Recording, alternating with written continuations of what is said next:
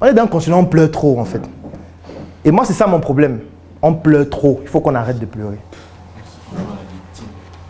Ce n'est même pas qu'on joue à la victime. Nous sommes devenus des victimes éternelles. Chacun se bat pour ses intérêts. Donc, on ne peut pas pleurer en disant que les autres ne veulent pas parler de ce que nous on fait de bien. C'est dans leur intérêt de ne pas en parler. Pourquoi France 24 viendrait mettre la lumière sur les chercheurs africains? Pourquoi? Quel est l'intérêt de France 24 à le faire? C'est vous qui financez France 24.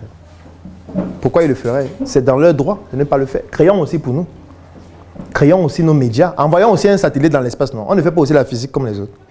Envoyons un satellite et puis on crée notre bouquet, on met notre chaîne, on parle de ce que nous on fait. Si on réussit à le faire, ça va se faire. On ne peut pas en vouloir aux autres de ne pas se mettre eux en avant par rapport à nous. Maintenant, l'avantage qu'on a, c'est que les autres créent des outils.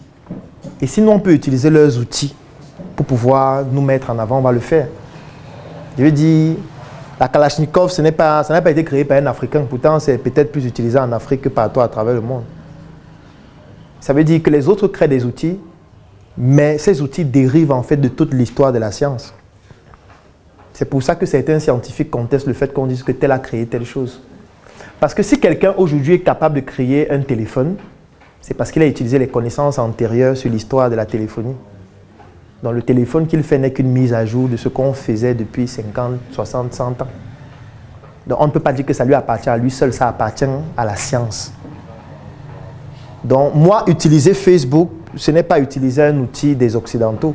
Pour avoir Facebook, il a fallu que des scientifiques partout à travers le monde y contribuent, soit en développant des algorithmes, soit en développant des modèles informatiques, soit en développant le graphisme, soit en développant tellement de choses. Maintenant, c'est peut-être des Occidentaux qui sont à la tête en termes peut-être de proportion d'action, mais en réalité, il y a des Africains qui sont actionnaires à Facebook. Donc, parce que parfois, il ne faut pas aussi que le débat soit binaire. Il y a les Chinois qui sont actionnaires à Total, non? Parce que quand on voit Total, on croit seulement que c'est les Français. Non, il y a les Américains qui sont actionnaires à Total. Orange, il y a les Chinois qui sont actionnaires à Orange. Non? Donc, il ne faut pas qu'on soit dans un débat binaire. Ce monde-là, c'est fini. Il n'y a plus de monde binaire. Le monde est un village planétaire, comme quelqu'un disait. Donc, les interactions viennent de partout. Il y a des choses faites en Afrique qui contribuent à développer des choses faites en Occident et vice-versa. Le téléphone vient d'où? On va dire qui a créé le téléphone? Les gens meurent au Congo pour qu'on ait les téléphones qu'on a aujourd'hui.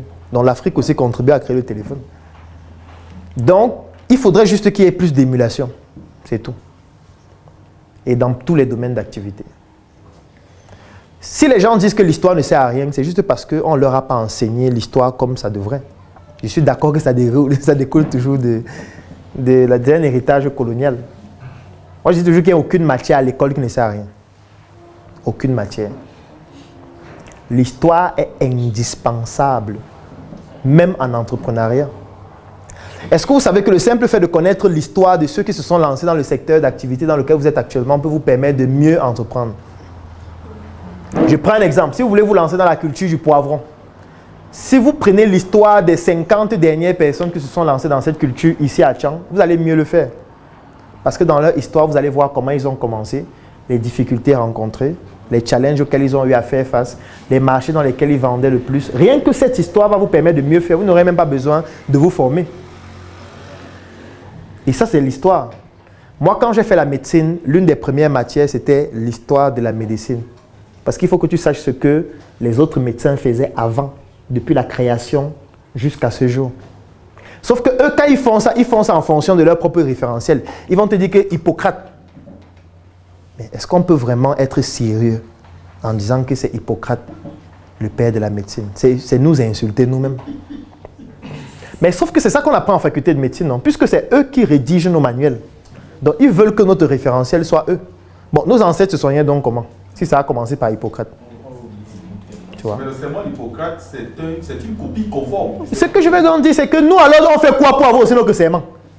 Non, ce n'est pas qu'on fait quoi. Le débat est comme ça. Non, regarde. Le serment d'Hippocrate nous appartient. Je suis d'accord. Lui, il est venu copier. Est-ce que tu connais une école de médecine propre à nous où les gens payent la pension pour y aller, ici, par exemple, au Cameroun? Non. Ça s'appelle comment? Non. Est-ce que quelqu'un nous empêche de le faire? Non. Personne ne nous empêche de le faire. Les gens n'osent juste pas, c'est tout. Si tu crées ton école où il y a le serment de nos ancêtres, qui va empêcher de le faire? Personne ne va empêcher de le faire. Nous, qu'on a créé la start-up, qui nous a empêché de le faire? Personne. C'est ce que je suis en train de dire, en fait. Nous, on revendique chaque jour que c'est nous qui avons créé, mais personne ne pose d'action concrète pour le faire. Personne. C'est ça le problème. C'est ça, il dit, c'est les Noirs qui ont créé les téléviseurs, les Noirs qui ont créé... Bon, mettez une marque de télé sur le marché, non? Vous bavardez quoi chaque jour? Votre marque sur le marché s'appelle comment? Ça coûte combien? Et on l'achète où? C'est où? Il n'y a pas de marque. Voilà là où nous on pleure chaque jour. C'est ça qu'il dit qu'il faut arrêter de pleurer. Vous fatiguez les gens. Est-ce qu'on a une marque de téléphone sur le marché? Si US s'appelle comment? On peut acheter ou moi je vais acheter. Il n'y a pas. Mais on va tout dire, non, c'est nous qui avons créé les téléphones, c'est nous qui avons créé. Chez moi, ça va toi utiliser l'iPhone chaque jour. Désolé. C'est vous qui avez créé, mais on va acheter tout l'iPhone parce que nous, on n'a pas de téléphone sur le marché. Il faut qu'on arrête de pleurer, en fait. Personne ne nous a empêché de créer la Startup Academy. Personne. Ça fait 8 ans. Personne n'est venu dire que fermer. Ça veut dire que si quelqu'un vient aussi, il crée une initiative dans le domaine de la médecine pour montrer ce que nos ancêtres faisaient en montrant les applications pratiques en formant les gens. Ça va se faire. Les gens vont venir. On va mettre des produits sur le marché. On va mettre des médicaments sur le marché. Personne ne va nous empêcher de le faire. Ceux qui vendent les médicaments dans les bidons en route, là, qui les empêche de le faire? Qui les empêche de transformer les bidons là en comprimés? Personne. Ils ne veulent pas se mettre à jour et exceller. Ils veulent qu'on boive 5 bidons chaque jour. Et c'est ça qui m'énerve. Et vous ne pouvez pas m'empêcher de m'énerver que les gens ne veulent pas s'améliorer. Les autres créent leur pharmacie jolie. Quand tu entres, les gens sont en blouse blanche, les filles sont belles. Quand tu dis, monsieur, j'ai mal à la tête, elle dit, bonjour monsieur, comment vous allez? Alors voici ce que nous avons. Nous avons du paracétamol, nous avons de l'efferalgan, nous avons... Elles sortent, c'est beau, avec les étiquettes, les tout. Nous, on dit que prends 3 bidons. Bon, vous voulez dire que c'est l'État qui nous empêche de faire les comprimés? Je dis non, c'est faux. C'est faux. Ce n'est pas l'État qui nous empêche de faire les comprimés. Nous, on a sorti notre produit Njoka. Quelqu'un est venu dire que non, ne faites pas ça. Non, on l'a fait parce qu'on veut faire des choses excellentes. C'est ce que nous, on veut que les gens fassent. Donc, il ne faut pas qu'on reste dans l'histoire, avec les émotions. L'histoire, nos ancêtres étaient forts. On s'en fout. Tout le monde s'en fout. Est-ce qu'on a un produit en pharmacie qui découle de nos recherches, qui est à la hauteur de ce que les autres font? C'est ce qu'on attend maintenant. C'est ce qu'on veut. Moi, c'est le débat sur lequel moi je suis. Je ne veux pas qu'on reste dans les pleurs de l'histoire.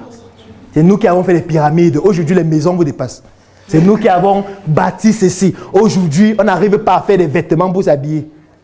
Non, il faut qu'on crée des marques de vêtements, qu'on crée des marques de produits agroalimentaires, des marques dans le domaine de la médecine. Oui, qu'on crée nos écoles. Personne ne va nous empêcher de le faire si on se met ensemble pour le faire. Personne. Je suis la preuve vivante qu'on ne va pas nous empêcher. J'ai créé sur mes yeux. Qui m'a empêché de créer ça? Personne. Aujourd'hui, on fabrique des tissus à Fumban, non? On fait des vêtements avec, non? On porte sur notre marque, non? Qui nous a empêché de faire? Personne. Personne ne nous a empêché de le faire. Ça veut dire que tout le monde peut le faire. On serait resté pleurer que non, nous on a les meilleurs tissus du monde. C'est nous les tisserands. C'est nous qui avons créé l'histoire des tissus. Sauf qu'on va tout porter Louis Vuitton. Tous les jours, on va tout acheter Louis Vuitton, Gucci. Ça ne va jamais changer. Celui qui parle en bien Gucci. Il dit que les Africains, l'histoire, les tissus, machin. Ils n'ont même pas l'argent pour acheter un bon tissu africain. C'est ça en fait le problème dans lequel nous sommes. Et du coup, moi je veux faire comprendre que nous on peut créer. Arrêtons de bavarder, créons. Point. Créons juste, c'est tout. On va créer, les gens vont acheter. Et c'est un processus. Quand on crée, ça demande beaucoup d'investissement. C'est pour ça qu'au début, ça coûte cher. C'est comme les médicaments, non? Quand on sort un médicament au début, on appelle ça une spécialité, ça coûte cher. Parce que l'entreprise qui a créé ce médicament a fait peut-être 5 ans, 10 ans, 15 ans de recherche pour créer cette molécule. Donc on laisse l'entreprise là exploiter ce médicament pendant 10 ans. Et après 10 ans, on permet aux autres entreprises de faire des génériques. La pharmacienne est là, elle ne va pas dire le contraire. Est-ce que c'est ça, docteur? Pourquoi est-ce qu'on leur permet d'exploiter ça pendant 10 ans? C'est parce qu'on sait qu'ils ont beaucoup investi. Et c'est pour ça que les médicaments spécifiques là, ou alors spécialistes là, sont plus chers. Vous qui venez faire la copie après, ce sera moins cher. Donc c'est normal que nous, en créant au début, ça coûte plus cher que ce que les autres font, mais c'est un processus. Et les autres ne vont pas nous laisser faire, parce qu'eux, ils ont aussi leur marché, c'est leur gombo. Donc ne pleurons pas que non, ils nous empêchent d'avancer. Bon, celui qui a créé la télé là, qu'est-ce qui lui a empêché de créer sa marque? Parce qu'on pleure chaque jour. On dit que oh, l'État ne me soutient pas. Pourquoi c'est l'État qui doit te soutenir alors que l'État est financé par les Occidentaux? Pourquoi on ne veut pas réfléchir? Nous sommes les plus cons de la planète. Parce que je ne comprends pas comment tu crées ce téléphone. Et chaque jour, tu passes à la télé pleurer que l'État ne veut pas te soutenir. L'État ne me soutient pas pour développer mon téléphone. Pourquoi l'État doit te soutenir alors que l'État est financé par tes concurrents? L'État est financé par tes concurrents. Au Cameroun, 85% des recettes fiscales viennent des multinationales occidentales. Les recettes fiscales, c'est ça qui permet de payer les fonctionnaires, faire fonctionner l'État. Donc, c'est les Occidentaux qui financent l'État. Mais pourquoi tu veux donc que l'État qui est financé par les Occidentaux puisse subventionner ton projet qui va être concurrent du leur? Pourquoi? C'est vous-même qui devez vous battre, vous-même pour développer votre marque. Je suis désolé. C'est de ça qu'il s'agit. On est dans un continent, on pleure trop en fait. Et moi, c'est ça mon problème. On pleure trop. Il faut qu'on arrête de pleurer. Ce n'est même pas qu'on joue à la victime. Nous sommes devenus des victimes éternelles. Et c'est quand tu vas dans d'autres pays que tu comprends que nous sommes trop faibles. Voilà en fait mon débat, tonton Albert. Donc ce n'est pas que on est... Je ne veux même pas qu'on soit d'accord en fait. Parce que si on devient d'accord, on n'avance plus. Dès qu'on est d'accord, on n'avance plus. La science commence quand ton interlocuteur dit non à ce que tu dis. C'est là où la science commence. Parce que quand il dit non, les arguments commencent. Il sort ses arguments, je sors les miens. Sauf que quand il sort ses arguments, j'apprends de ses arguments. Quand je sors mes arguments, il apprend de mes arguments. On n'a pas besoin d'être d'accord. Non. On peut même rester en désaccord même pendant 20 ans, mais ça va faire que chacun de nous progresse de son côté. Parce que chacun va vouloir démontrer à l'autre qu'il a raison, donc il va progresser. Sauf que quand on est tous d'accord, c'est pour ça que j'ai un problème à la religion, parce qu'on est tous d'accord. On dit nous tous que Dieu est là, c'est lui qui a tracé la destinée, machin et tout. On est tous d'accord, on devient des cancres, nous tous. C'est ça le problème. On avance quand on remet en question. C'est comme ça qu'on progresse. C'est pour ça que la spiritualité dans le monde des affaires occupe une place fondamentale. Parce que les affaires, c'est la guerre. Et maintenant, on entre dans le thème, parce que depuis, c'était l'introduction. Vous êtes fatigué, hein? On est là au moins jusqu'à 21h. Ah. Moi, je suis debout, devant à parler. Toi, tu es assis, tu es fatigué. Ah. C'est la magie. C'est la magie. Moi, je suis debout et ma soeur parle seulement. Toi, tu es assis et tu es fatigué. La mission est simple. Voici une arme capable de changer le mindset du continent africain.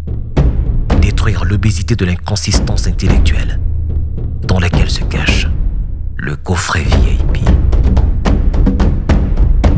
Il possède une arme contenant 200 heures de formation et 8 ans d'expérience entrepreneuriale. Recevez le pouvoir de devenir une meilleure version de vous-même. Armez-vous de cette clé pour une réussite entrepreneuriale.